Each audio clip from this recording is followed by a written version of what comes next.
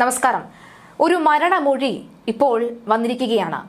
മന്ത്രി വീണ ജോർജ് കേരളം ആരോഗ്യ മേഖലയിൽ നമ്പർ 1 എന്ന് പറഞ്ഞ് തലപ്പൊക്കത്തിൽ നിൽക്കുമ്പോൾ ആ തല അടിച്ചു താഴെ ഇടുന്നതാണ് ഈ മരണമൊഴി എന്ന് വേണമെങ്കിൽ പറയാം. തിരുവനന്തപുരം മെഡിക്കൽ കോളേജിൽ ചികിത്സ കിട്ടാതെ രോഗി മരിച്ചതായി ആരോപണം. കൊല്ലം പന്മന സ്വദേശി വേണു എന്ന 48 വയസ്സുകാരനാണ് മരിച്ചത്. ഹൃദ്രോഗ ചികിത്സയിലെ അനാസ്ഥയാണ് മരണത്തിന് കാരണമെന്നാണ് ആരോപണം. ഇന്നലെയാണ് വേണു മരിച്ചത്. ആശുപത്രിയിൽ ചികിത്സയിലിരിക്കെ വേണു സുഹൃത്തിനയച്ച ശബ്ദ സന്ദേശം ഇപ്പോൾ പുറത്തു വന്നിരിക്കുകയാണ്. താൻ മരിച്ചാൽ അതിന്റെ ഉത്തരവാദിത്വം ആശുപത്രിക്കായിരിക്കുമെന്ന് വേണു കൃത്യമായി വ്യക്തമായി ശബ്ദരേഖയിൽ പറയുന്നു. ആൻജിയോഗ്രാമിന് എത്തിച്ചിട്ട് 6 ദിവസമായിട്ടും ആശുപത്രി അധികൃതർ തിരിഞ്ഞുപോലും നോക്കിയിട്ടില്ലെന്നാണ് വേണു ആരോപിക്കുന്നത്. വേണുവിന്റെ ആ ശബ്ദ സന്ദേശം ഒന്ന് കേൾക്കാം. ഒരു മനുഷ്യൻ വന്ന് എന്തെങ്കിലും ചോദിച്ചു കഴിഞ്ഞാൽ ഹോസ്പിറ്റലിനെ സംബന്ധിച്ചിടത്തെങ്കിലും ഡീറ്റെയിൽസോ എന്തെങ്കിലും അറിയേണ്ട കാര്യങ്ങൾ ചോദിച്ചു കഴിഞ്ഞാൽ ഒരക്ഷരം ശബ്ദിക്കത്തില്ല. നമ്മൾ യൂണിഫോം ഇട്ടിരിക്കുന്ന ഒരാളിനോട് നമ്മളൊരു കാര്യം നമ്മൾ അറിയാൻ വേണ്ടി ചോദിച്ചാല് നായ നോക്കുന്ന കണ്ണുകൊണ്ട് പോലെ അവർ നോക്കാൻ ശ്രമിക്കത്തില്ല, ഒന്ന് തിരിഞ്ഞു പോലെ നോക്കത്തില്ല, ഒരു മറുപടി പിന്നീടാകട്ടെ പറയത്ത് പോലുമില്ല. ഇവിടെ കൈക്കൂലിയുടെ ഏറ്റവും വലിയ ബഹളം.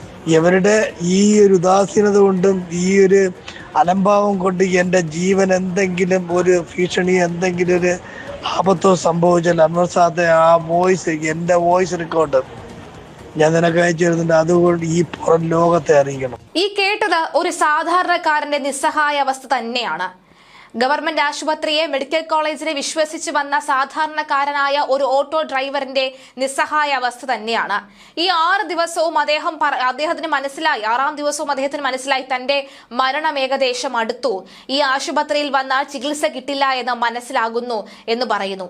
മെഡിക്കൽ കോളേജിലെ അനാസ്ഥകളും മെഡിക്കൽ കോളേജിൽ ഉപകരണങ്ങളില്ലാതെ എത്രയോ സർജറികൾ മുടങ്ങിയ ആ സർജറി ചെയ്യേണ്ട വ്യക്തികളുടെ അവസ്ഥ കണ്ട് ഹൃദയം തകർന്ന ഒരു ഡോക്ടർ എഴുതിയ കുറിപ്പടക്കം നമ്മുടെ നാട്ടിൽ വിവാദമായിട്ടും ചർച്ചയായിട്ടും ഇപ്പോഴും മെഡിക്കൽ കോളേജിനെ വിശ്വസിച്ച് വരുന്ന ആളുകളുടെ എണ്ണത്തിൽ കുറവില്ല. കാരണം ഗതികേടാണ് എന്നാണ് പലരും പറയുന്നത്.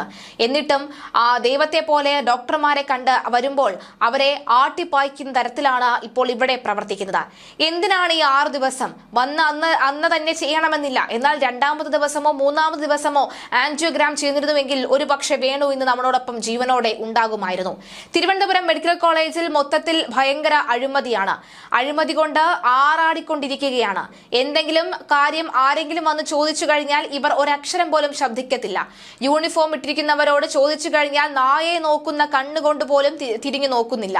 എമർജൻസി ആൻജിയോഗ്രാം ചെയ്യുന്നതിന് വേണ്ടി വെള്ളിയാഴ്ച രാത്രി ഞാൻ ഇവിടെ വരികയായിരുന്നു. ഇന്ന് ബുധൻ 6 ദിവസം തികയുകയാണ്. എമർജൻസിയായി തിരുവനന്തപുരത്തേക്ക് പറഞ്ഞുവിട്ട രോഗിയാണ്. ഇവർ എന്റെ പേരിൽ കാണിക്കുന്ന കാര്യപ്രാപ്തി ഇല്ലായ്മ എന്താണെന്ന് മനസ്സിലാകുന്നില്ല. റൗണ്ട്സിന് പരിശോധിക്കാൻ വന്ന ഡോക്ടറോട് ആൻജിയോഗ്രാം എപ്പോഴായിരിക്കുമെന്ന് ചോദിച്ചപ്പോൾ അവർക്ക് യാതൊരു ഐഡിയയുമില്ല. കൈക്കൂലി വാങ്ങിച്ചുകൊണ്ടാണോ ഇങ്ങനെ ഒരുക്കെ ചെയ്യുന്നത് എന്ന് വ്യക്തവുമല്ല. തിരുവനന്തപുരം പോലെ ഒരു സ്ഥലത്ത് ഒരു കുടുംബത്തിലെ 2 പേർ നിൽക്കണമെങ്കിൽ എത്ര രൂപ ചിലവാകുമെന്നറിയാമോ? സാധാരണക്കാരുടെ ഏറ്റവും വലിയ ആശ്രയമായിരിക്കേണ്ട ആശുപത്രി ഓരോ ജീവന്റെയും ശാപമായിക്കൊണ്ടിരിക്കുകയാണ്. ഞാൻ അറിവില്ലാതെ വന്ന് ഇവിടെ വീണുപോയി. എന്റെ ജീവന് എന്തെങ്കിലും ഒരു അപായം സംഭവിച്ചാൽ ഇവിടത്തെ ഉദ്യോഗസ്ഥരാണ് ഉത്തരവാദികൾ. എനിക്ക് എന്തെങ്കിലും സംഭവിച്ചാൽ ഈ വോയിസ് പുറം ലോകത്തെ അറിയിക്കണമെന്ന് പറഞ്ഞുകൊണ്ടാണ് വേണു സുഹൃത്തിനെ ഈ ശബ്ദ സന്ദേശം അയച്ചിരിക്കുന്നത്. വേണു പറഞ്ഞതുപോലെ തന്നെ വേണുവിന് ഇന്ന് ഈ വേണു നമ്മളോടൊപ്പം ഇല്ല, ജീവനോടെ ഇല്ല. അദ്ദേഹം മരിച്ചിരിക്കുന്നു. മെഡിക്കൽ കോളേജിന്റെ അനാസ്ഥ കാരണം അദ്ദേഹം പറഞ്ഞതുപോലെ തന്നെ അദ്ദേഹം മരിച്ചിരിക്കുന്നു എന്നുള്ളതാണ്. ഈ ശബ്ദ സന്ദേശം അയച്ച ഏതാനും മണിക്കൂറുകൾക്കുള്ളിലാണ് അദ്ദേഹം മരിക്കുകയും ചെയ്യുന്നത്. ഓട്ടോറിക്ഷ ഡ്രൈവറാണ് വേണു എന്നുള്ളതാണ്. സത്യത്തിൽ മന്ത്രി വീണ ജോർജ് ഇതൊക്കെ ഒന്ന് കേൾക്കണം. മന്ത്രി, നിങ്ങൾ ഇത് ഏഷ്യയിലെ പല ഭാഗത്ത് ചെന്നോ അല്ലെങ്കിൽ വിദേശത്ത് പോയി ആരോഗ്യ മേഖലയിൽ നമ്മൾ നമ്പർ 1 ആണ്, കോവിഡ് കാലം നമ്മൾ പിടിച്ചു നിന്നു, പ്രളയകാലം നമ്മൾ പിടിച്ചു നിന്നു എന്നൊക്കെ പറഞ്ഞ് വീമ്പിളക്കിയിട്ട് കാര്യമില്ല. ഇവിടെ ഇപ്പോൾ പട്ടികയ്ക്ക് തുല്യം പോലും കണക്കാക്കാതെ, പട്ടിയെ പോലും നോക്കാതെ പോലും ഒരു രോഗിയായിട്ടുള്ള നിത്യ ചിലവിന് വകയില്ലാതെ എന്നാൽ തനിക്ക് ഉണ്ടാകുന്ന ഈ ബുദ്ധിമുട്ടുകൾ മനസ്സിലാക്കിക്കൊണ്ട് ഈ ആശുപത്രിയിലേക്ക് വരുമ്പോൾ ഉണ്ടാകുന്നതാണ്. എന്തിനാണ് രായിക്ക് രാമായണം ആരോഗ്യരംഗത്ത് കേരളം നമ്പർ 1 ആണെന്ന് പറഞ്ഞിട്ട് കാര്യമില്ല. ഇദ്ദേഹം കൊല്ലം ജില്ലയിലുള്ള ഒരു ആളാണ്. അദ്ദേഹം ആദ്യം അദ്ദേഹത്തിന്റെ അടുത്തുള്ള പ്രാഥമിക ആരോഗ്യ കേന്ദ്രത്തിലേക്ക് പോകുന്നു. അവിടെ നിന്ന് ചവറ ആശുപത്രിയിലെ ജനറൽ ആശുപത്രിയിലേക്ക് പോകുന്നു, ജില്ലാ ആശുപത്രിയിലേക്ക് പോകുന്നു. അവിടെ നിന്ന് നേരെയാണ് മെഡിക്കൽ കോളേജിലേക്ക് വരുന്നത്. ജില്ലാ ആശുപത്രിയിൽ ഒരു ആൻജിയോഗ്രാം ചെയ്യാനുള്ള സൗകര്യം പോലും ഇല്ലാത്ത സാഹചര്യമാണ്. പിന്നെ എന്താണ് ഈ കഴിഞ്ഞ 10 വർഷമായി തിരുവനന്തപുരം പോലെയുള്ള തലസ്ഥാന നഗരത്ത് രോഗികൾ ഇത്രയും ബുദ്ധിമുട്ടുന്ന ഇടത്ത് ജനറൽ ആശുപത്രി പോലെയുള്ള ആശുപത്രിയെ മെഡിക്കൽ കോളേജായി ഉയർത്താൻ പോലും കഴിയാത്ത ഇവര് എന്ത് തരത്തിലുള്ള സേവനമാണ് നാടിന് നൽകുന്നത് എന്നുള്ളതാണ്.